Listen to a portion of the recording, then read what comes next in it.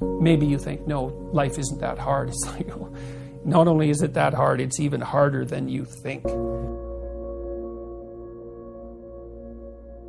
So you're going to be tested, that's for sure. And if you have a sustaining meaning, then well, Nietzsche said himself, he who has a why can bear any how. Why would you look in the darkest places? Because in the darkest places you could find what still shines. If it can shine in the darkest places, then you know it's a real light. And so you look at the things you don't want to look at. You have to look at the things you don't want to look at. Well, why do meaningful things? Well, first of all, what is meaning? But then why do meaningful things? And the answer is, well, because life is suffering and malevolence. It's ineradicable at its core. It's like, that will take you out. Make no mistake about it. You need you need to be armed with virtue in order for that not to turn into hell.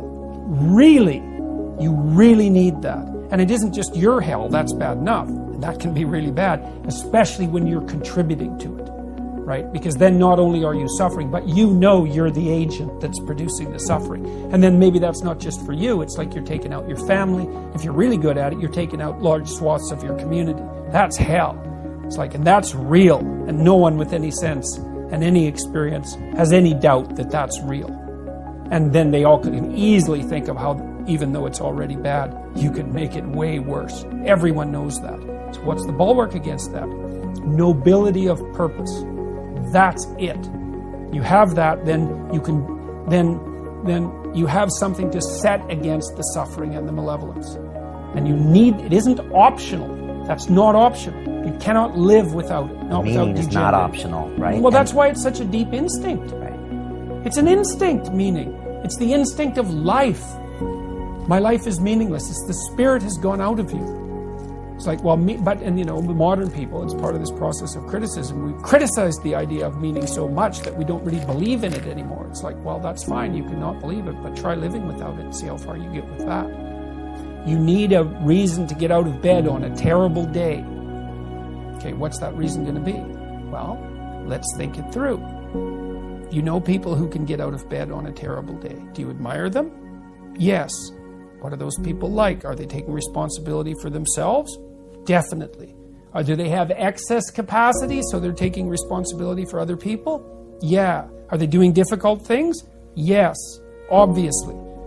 The more you respect them, the more you also see that they're doing difficult things and doing them well. So what does that mean? Do some difficult things. Do them well.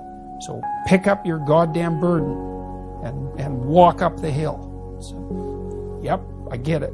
And people do get it. And it's not surprising, because that's the alternative to hell. Accept the burdensome condition of suffering voluntarily, and you transcend it. You've got a problem with the world? Hey man, no wonder you have a problem with the world. Like, the world is a pretty rough place, and it could use some work. It's like, have you done all your work? If the answer to that is no, then I would say, put in order what you can put in order. It's like, well, you have a problem. Okay, what's the problem? What are its constituent elements? What are the smallest implementable steps that we could take to start to address the problem? Implement the best plan that you have at hand. That's it. You'll learn. It won't be the right plan. It doesn't matter. You'll learn. Implementing that plan, you'll learn a whole bunch, and then the next plan you make will be better. Implement the best plan you have at hand. Don't remain in stasis. So you get old way, way faster than you think. Time ticks away, man. Get at it. Get out there in the world. Have your adventure. Get the hell out there. Do something. Fail. Fail while you're trying. Then you'll learn why you failed. Then you won't have to fail again. It's like, aim at something and progress towards it. And, be willing to change your aim, because what the hell do you know? But aim at something. And then at least you're oriented. And you have to aim at something that you believe would be worth trying. So, yeah, get at it, man. Don't waste time.